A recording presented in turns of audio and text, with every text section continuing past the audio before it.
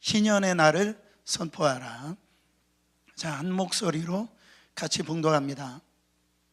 이스라엘 자손이 그 경계를 따라서 기업의 땅 나누기를 마치고 자기들 중에서 눈의 아들 여호수아에게 기업을 주었으되 곧 여호와의 명령대로 여호수아의 구한 성읍 에브라임 산지 딥나세라를 주매 여호수아가 그 성읍을 중건하고 거기 거하였었더라. 51절 제사장 엘리야살과 눈의 아들 여호수아와 이스라엘 자손 지파의 족장들이 실로에서 회막문 여호와 앞에서 제비 뽑아 나눈 기업이 이러하니라. 이에 땅 나눈 일이 마쳤더라. 아멘. 눈치가 빠른 분들은 목사님 지난 금요일 본문인데요, 그렇게 또 생각하는 분들이 없는 것 같은데 이 귀한 또 메시지가 있어서 이 본문을 다시 한 번 더 증거하기를 원합니다. 자, 이 요단 서편까지 이 땅을 다 이제 나눠준 것을 마쳤습니다. 마치고 난 다음에 마지막 기업을 받은 사람이 나와요. 그 사람이 누구냐? 49절 다시 한 번 더 보세요. 이스라엘 자손이 그들의 경계를 따라서 기업의 땅 나누기를 마치고 자기들 중에서 눈의 아들 여호수아에게 기업을 주었으니 마지막 기업을 받은 사람이 누구예요? 여호수아예요. 여호수아. 여러분, 가나안 땅 정복의 1등 공신이 여호수아 아닙니까? 존경을 받고 누가 보더라도 나이도 제일 많은 사람이죠. 그래서 이 땅 내가 먼저 차지할 거야 해도 아무도 태클 건 사람이 없어요. 근데 여호수아가 마지막에 다 지파별로 땅을 나눈 다음에 마지막에 자기가 그 주어지는 이 기업을 받게 되는 것을 볼 수가 있습니다. 여러분, 여호수아는 자기가 먼저 받아야 될 명분도 있고 거기에 대한 권위도 있음에도 불구하고 그렇게 하지 아니하고 마지막에 바로 기업을 받아요. 여러분, 왜 마지막에 여호수아가 이 기업으로 이 땅을 마지막에 받았을까? 이것 때문에 그래요. 50절 다시 한번 읽어보세요. 곧 여호와의 명령대로 여호수아가 요구한 성읍 에브라임 산지 딥나세레를 주매 여호수아가 그 성읍을 건설하고 거기 거주하였더라. 마지막에 이 성읍 바로 이 에브라임 산지 딥나세라, 이 딥나세라가 어디냐면 지도 한번 보여주세요. 이 여호수아가 에브라임 지파잖아요. 저기 므낫세하고 유다하고 가운데 에브라임 있잖아요. 그 중간쯤에 이 바로 딥나세라라고 하는 땅이 있어요. 이 땅은요 무슨 특별한 땅이 아니에요. 나중에 이 여호수아가 여기다가 성읍을 건설하게 되겠다 이렇게 얘기할 정도로 어떤 마을이 제대로 형성된 곳이 아니다라는, 그러니까 황폐한 곳이에요. 그 땅을 자신의 기업으로 이 딥나세라를 자기가 얻겠다라고 얘기한 거예요. 왜? 이유가 뭐였어요? 아까 50절에 누구의 명령대로? 여호와의 명령대로. 이 딥나세라를 기업을 네가 이 땅을 가지게 되길 원하는 것은 하나님의 뜻이었다라. 여호와의 명령대로 그것을 얻게 되어졌다라는. 여러분, 사람마다 하나님이 주신 달란트가 다르다니까요. 이게 먼저 되고 나중 되게 중요한 게 아니에요. 많고 적음이 중요한 게 아니고 내가 늦게 받았는지 일찍 받았는지 중요한 게 아니에요. 하나님 말씀대로 순종하는 게 중요한 거예요. 그래서 신앙이 좋은 사람이 뭐냐면 내가 은사 받고 뭐 하고 이게 아니에요.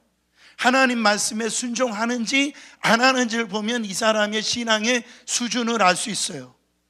말은 뭐 잘하는데 이 발은 아니에요. 이건 신앙의 수준이 아직도 어린아이 수준이라요. 그런데 여호수아는 지금까지 모든 이 가나안 땅 분배도 다 여호와의 명령대로 그대로 순종한 거예요. 여러분, 여호수아가 아니 하나님, 내가 그래도 지도자 아닙니까? 내가 이 가나안 땅 정복하는데 1등 공신 아니에요? 그러면 내가 먼저 차지해야 되죠. 아니, 그럴 만도 하잖아요. 교회에서 문제가 뭡니까? 바로 이 개척 멤버 오래 다니는 분들이 이거 내가 이렇게 했다라는, 내가 이렇게 헌신했다라는 거죠. 여러분, 이것을 통해 가지고선 어떤 여러 가지로 문제가 생기는데 여호수아는 그러지 않았어요. 시작부터 끝까지 여호와의 명령대로, 여호와의 말씀대로 그렇게 행했다라는 거죠.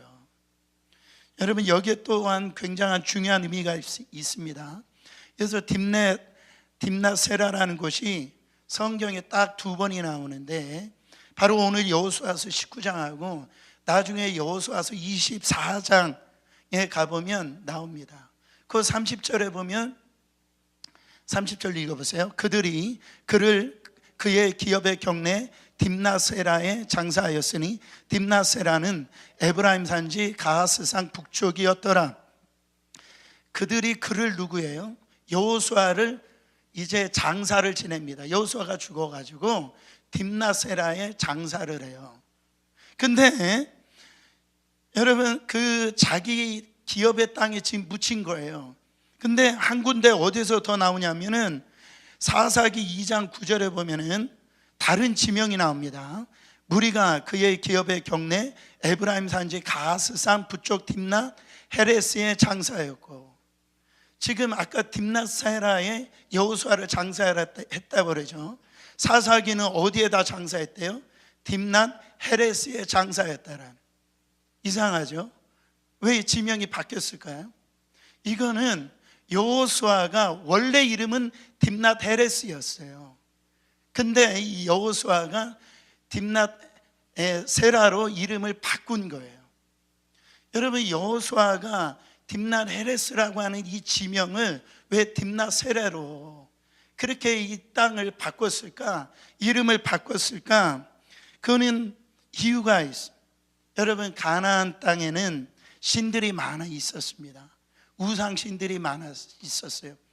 우리가 알다시피 바알신, 아세라신, 우리 아스타롯, 그모스, 이런 또 몰렉, 이렇게 수많은 가나안 신이 있었는데, 이 가나안 신에서 가장 위대한 신이 어떤 신이냐? 태양신입니다. 태양신이에요. 그래서 애굽의 바로를 이 파라오라고 그러는데 태양의 아들이라고 그래요. 그러니까 이 지역 사람들이 이 태양신을 숭배했다라는 것을 알 수가 있습니다. 여러분, 여기서 딥낫 헤레스라고 하는 이름이 뜻이 뭐냐면 태양에게 바쳐진 곳, 이런 의미예요. 그러니까 이 땅에서 어떤 일을 하고 있었던 걸 알 수 있어요.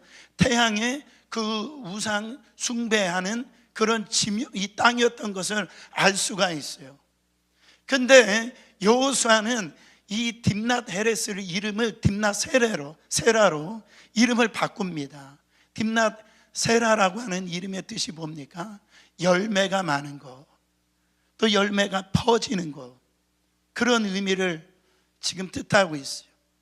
여러분, 지금 가나안 땅, 아까 이 땅 봤을 때 그 가나안 땅 맨 중간에 이 에브라임 땅이 있는데 그 중간에 지금 태양신에 받쳐진 이 땅이라고 그렇게 지명하는 그 땅에, 우상 숭배하는 그 땅에, 이 땅은 태양신에 받쳐진 곳이 아니라 하나님 나라가 퍼지는 곳, 하나님 나라가 열매 맺는 땅이다. 이 지금 여호수아는요, 그 이름을 바꿔버리는 거예요.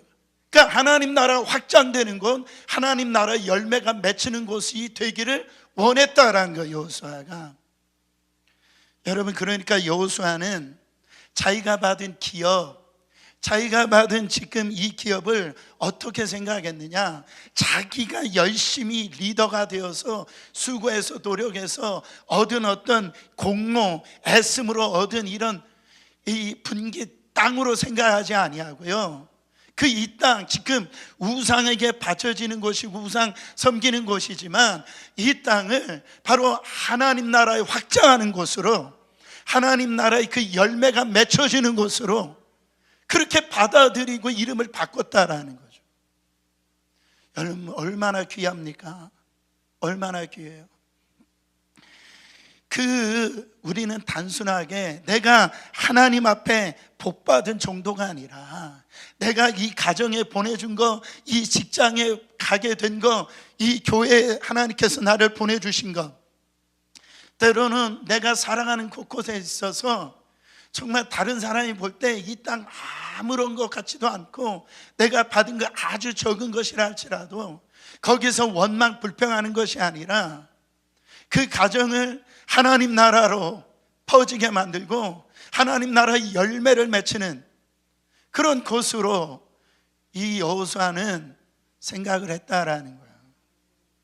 여러분 이 눈이 열려야 됩니다. 그래야지 우리가 어느 장소에 있든지 우리가 복하면은 물질 많고 내가 잘 먹고 잘 사는 거를 복으로 생각하는데 여호수아는 그렇게 생각한 게 아니에요.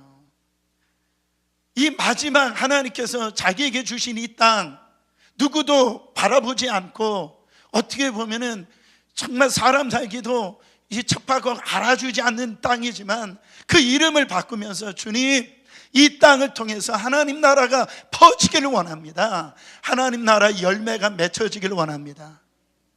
이런 비전이 있었다고요. 여러분 이 비전을 오늘 가지시길 바랍니다.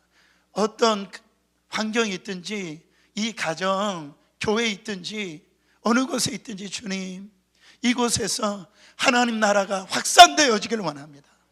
주님의 열매가 맺혀지기를 원합니다. 그런 일들이 여러분 안에 일어나기를 원합니다. 또한 여기에서 한 가지 불변의 법칙이 하나가 나오는데 저는 말씀 읽다가 이 말씀을 준비하는 사람들의 복이에요. 뭔가 막 금강을 캐내는 듯한 그거 있잖아요. 여기에서 각 지파별로 이 땅의 경계로 분배를 받잖아요. 다 지도에 보면 그 경계가 있잖아요. 이 땅의 경계는 이 바로 절대 불변한다라는 거예요. 유다 지파가 받은 땅, 에브라임 지파가 받은 땅, 이 땅이 10년이 가든 100년이 가든 200년이 가든 이 경계는 영원하다라는 거예요. 이게 무슨 말이냐면 이 경계가 허물어지지 않아요. 그 이유가 있어요. 그 이유가 어디에서 오느냐? 희년 때문에 그래요. 희년. 이 50년마다 돌아오는 이 희년 때문에 모든 땅이 복구가 되어져요. 보세요. 예를 들어서 에브라임 지파가 이 에브라임 지파에 있는 어떤 사람이 그 땅이 있는데 자기가 어떻게 보면 빚을 지고 땅을 유다 지파에게 팔 수밖에 없어요. 그러면 여러분 그 땅 누구 것이 되죠? 유다 지파의 것이 되잖아요. 팔았으니까. 여러분 이렇게 되어지면 그 땅의 경계가 무너지는 거 아니에요. 그렇죠? 나중에 가면 에브라임 지파는 사라지고 그렇게 므낫세 지파는 이렇게 될 거 아니겠어요? 땅의 경계가 무너질 거 아니겠어요? 그러나 이 땅의 경계가 무너지지 않는단 말이에요. 50년째 될 때, 희년의 때가 될 때 이 땅이 다시 복구가 된다라는 거예요. 복구가. 여러분 보세요. 레위기서 25장 좀 길지만 23절부터 28절 말씀 같이 읽어보세요. 토지를 영구히 파지 말 것은 토지는 다 내 것임이니라. 너희가 거류민이요 동거하는 자로서 나와 함께 있느니라. 너희 기업의 온 땅에서 그 토지 무르기를 허락할지니 만일 내 형제가 가난하여 그의 기업 중에서 얼마를 팔았으면 그에게 가까운 기업 물을 자가 와서 그의 형제가 판 것을 물을 것이요 만일 그것을 물을 사람이 없고 자기가 부유하게 되어 물을 힘이 있으면 그 판 해를 계수하여 그 남은 값을 산자에게 주고 자기의 소유주로 돌릴 것이니라. 28절. 그러나 자기가 물을 힘이 없으면 그 판 것이 희년에 이르기까지 산자의 손에 있다가 희년에 이르러 돌아올지니 그것이 곧 그의 기업으로 돌아갈 것이니라. 여러분 유다 지파, 이 에브라임 지파 안에 만약에 친족 중에 부자가 있어요. 근데 나는 그 가나안에서 그 땅을 팔았지만은 내 친족 중에서 누가 부자가 있을 때 그 땅을 다시 사라는 거예요. 그게 기업 물을 자라는 거예요. 저 사람이 해결할 능력이 없으면 내 친족 중에 누가 가서 대신 그걸 해결해 주라는 거예요. 그게 기업 물을 자예요. 저는 우리 어린이학교의 성도들이 기업 물을 자가 되어줬으면 좋겠어요. 그냥 나만 잘 살고 이게 아니라 다른 사람의 아픔, 다른 사람의 연약함, 다른 사람들의 힘듦, 그것을 내가 채워줄 수 있는 그런 우리 어린이학교의 좋은 전통 아닙니까? 아니, 선교지 갈 때 보면은 선교비가 없는 자녀들이 있어요. 저도 모르게 어떤 누군가가 대신 내주더라고요. 내달라는 소리 아니에요. 이번에도 그런 역사 있기를 축원합니다. 기업 물을 자. 근데 혹시라도 팔았지만 자기가 어떤 일을 해가지고 돈을 잘 벌어, 그러면은 남은 해를 계수해가지고 그 땅을 다시 사라는 거예요. 근데 기업 물을 자도 없고 자기도 돈이 없으면은 어떻게 되는 겁니까? 그 땅이 완전히 없어지는 것이 아니라 몇 년째? 50년째 되어지면은 그 땅을 판 자에게 산 사람은 다시 되돌려 주라는 거예요. 그게 희년입니다. 여러분, 그 희년의 때를 사람들이 기다릴까요? 안 기다릴까요? 땅을 잃어버린 사람, 여러분 그 땅, 바로 그 해를 기다릴 거라는 거죠. 여러분 보세요. 희년은 반드시 해야 될 세 가지가 있어요. 처음에는 안식해야 돼요. 농사를 지면 안 돼요. 희년의 때는. 그러니까 1년 내내 지지 않아요. 그러면은 안식년이 7년이고 그 7년이 7번째 되는 49년, 그 다음 해가 희년이에요. 그러면 49년째도 농사를 지면 안 되죠. 그렇죠? 50년째 될 때 희년이니까 그때도 농사를 지면 안 돼요. 그러면 그 다음에 51년째, 3년째 농사를 져서 그때 나오는 그 곡물을 가지고 먹고 사는 거예요. 여러분, 이게 아멘이 됩니까? 여러분, 2년을 갖다가 농사를 안 지고 3년째 이 농사 거둔 거를 보면 거의 3년을 쉬는 거예요. 이 말은 뭐예요? 내가 2년, 3년 먹을 거 내가 책임져 줄게, 이거예요. 너 나를 믿느냐라는 거예요. 그게 안식이에요. 우리가 주일날 일하면 돈을 더 벌 수 있어요. 그렇지 않아요? 근데 주일날 일하지 않고 교회를 나오는 이유가 뭐예요? 하나님이 우리 인생을 책임져 줄 것을 믿기 때문에 그래요. 그 믿음 없으면 예배 못 드립니다. 하나님 앞에 나오질 못해요. 11조도 마찬가지예요. 하나님께서 말씀하 너 나를 믿으라는 거예요. 그 땅은 안식하게 해도 네가 주일 안식하고 예배를 드려도 내가 책임져 줄 거라는 이 믿음, 이 단순한 믿음을 못 가져가지고요, 여러분 희년의 기쁨을 못 누리는 분들이 참 많이 있어요. 또한 땅 무르기입니다. 그리고 세 번째는 종의 속량이에요.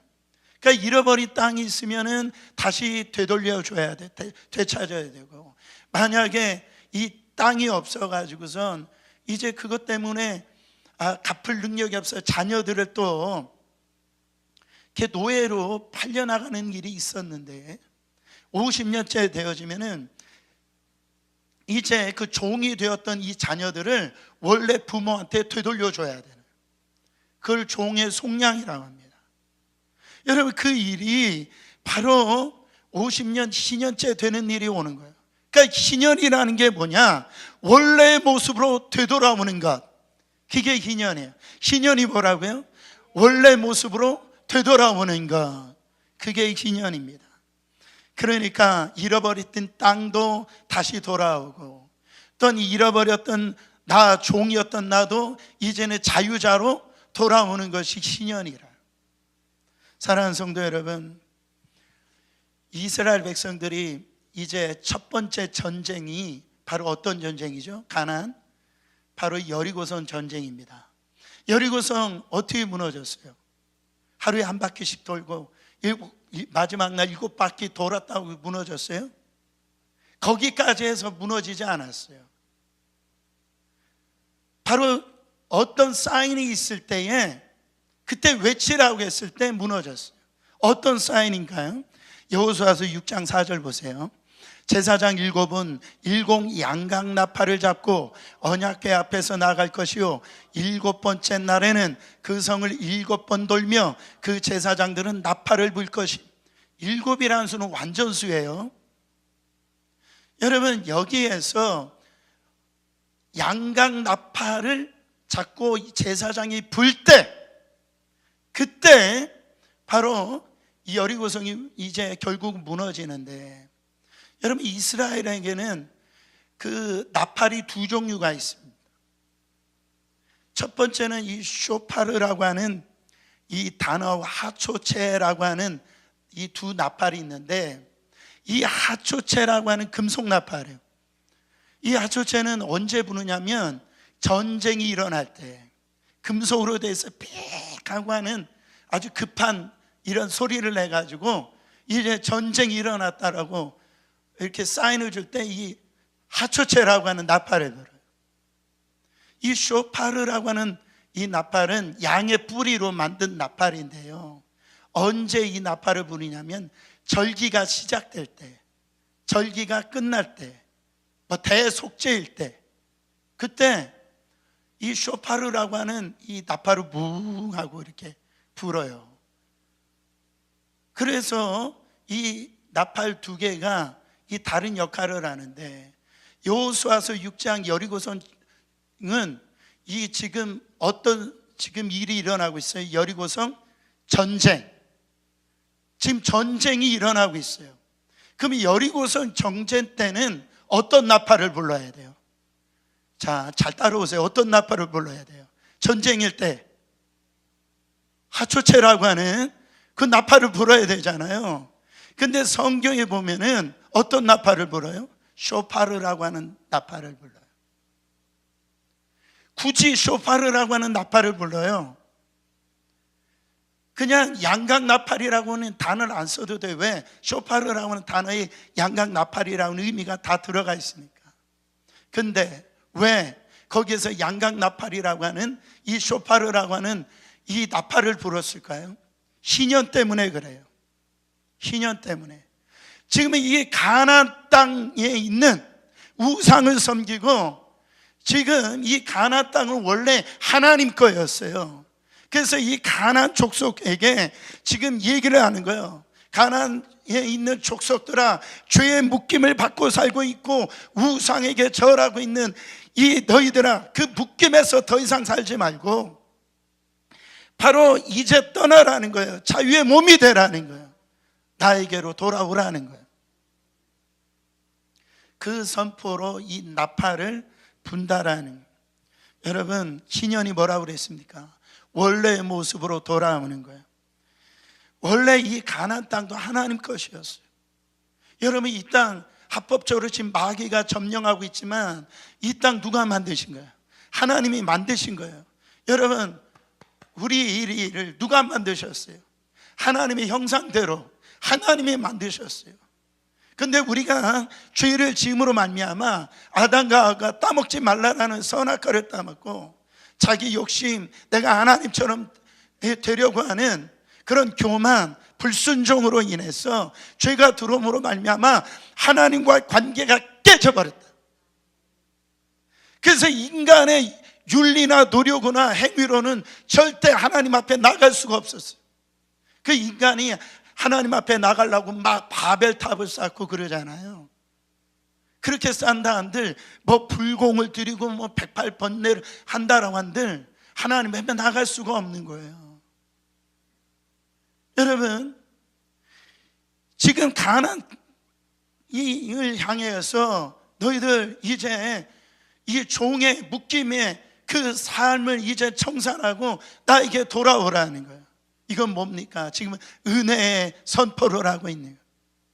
희년이라고 하는 것은 은혜의 해를 지금 여는 거예요. 여는 거예요. 그 나팔을 지금 불려주고 있다라는 거죠. 근데 안타깝게도 이게 몇 년 만에 와요. 이런 일들이 50년 만에 온단 말이죠. 그러면은 그런 어떤 자유의 몸이 되어지고 또 땅도 되돌려고 받으려면은 몇 년을 기다려야 돼요? 50년. 여러분 그러다 죽으면 어떻게 되는 거예요? 그렇지 않아요? 여러분 이 희년의 해를 회복하기 위해서 이 땅에 오신 분이 누구냐? 예수 그리스도예요. 그래서 누가복음 4장 18절부터 21절 보세요. 주의 성령이 내게 임하셨으니 이는 가난한 자에게 복음을 전하게 하시려고 내게 기름을 부으시고 나를 보내사 포로된 자에게 자유를, 눈먼 자에게 다시 보게 함을, 전파하며 눌린 자를 자유롭게 하고 주의 은혜에, 이게 희년이에요, 전파하게 하려 하심이라 하였더라. 그러니까 구약 성경에는 50년 만에 여러분 이 일이 일어났는데, 지금 주님이 오심으로 말미암아 20절에 뭐라고 얘기합니까? 바로 오늘 그 맡은 자에게 주시고 앉으시 회당에 있는 자들을 다 주목하게 보더라. 바로 그 앉아있는 그 사람들에게 바로 예수 그리스도의 영, 성령이 임하시면 50년 만에 이루어지는 게 아니라 바로 성령이 임하시는 그 순간 희년의 날이 회복된다라는, 주의 영이 임하면 묶인 것이 풀어지고요, 가난함에서 영적으로 부유함이 되어지고, 여러분 모든 저주에서 자유케 되어지는, 해방되어지는 역사가 일어난다라는 거예요. 50년 기다릴 필요 없다라는 거죠. 바로 오늘 주의 영이신, 예수의 영이신 성령이 오시면은 이게 다 회복이 되어진다라는. 사랑하는 성도 여러분, 우리 하나님은요, 여러분들이 우울하게 사는 걸 기뻐하시는 게 아니에요. 인상 쓰면서 사시는 걸 기뻐하시는 게 아니에요. 막 미워하고요, 그래가지고선 그 한이 맺혀가지고 사는 걸 원치 않으세요. 예수님이 그러시려고 이 땅에 오신 게 아니에요. 희년의 은혜의 해를 선포하시려고 이 땅에 오셨다. 우리가 왜 교회를 옵니까? 왜 예수 그리스도를 믿어요? 결박에서 풀어지려고, 어둠에서 빛으로 임하려고, 절망에서 소망을 가지려고. 여러분 억울하지 않으세요? 늘 마귀의 포로로 잡혀가지고 그게 질질 끌려다니는 그런 인생 사는 거 억울하지 않으세요? 왜 억울하지 않게 생각하냐고요. 당연한 듯 우리 이 집은 싸우면서 그렇게 화를 내면서 그렇게 살아가는 거를 그냥 집에 들어가면서도 당연하게 여겨요. 그 일이 교회도 마찬가지예요. 그 은혜가 지금 역사가 일어나는데 용서가 안 되는 거예요. 저 사람과 그냥 담 쌓고 사는 거예요. 그러니까 기쁨이 없는 거예요. 자유가 없는 거죠. 여호수아는 여러분 정말로 그곳에서 바로 하나님 나라가 확장되기를 원했고 하나님의 열매가 맺혀지기를 원했어요. 그리고 희년을 선포하는 거예요. 여러분 희년의 나팔을 부세요. 여러분의 가정에서, 우리 가정은 저주가 끊어졌다, 어둠의 영은 우리 가정에서 떠나간다, 희년이신 예수 그리스도가 나의 삶의 주인이시다 선포하시라는, 그때 회복과 자유의 역사가 여러분 일어날 줄 믿습니다.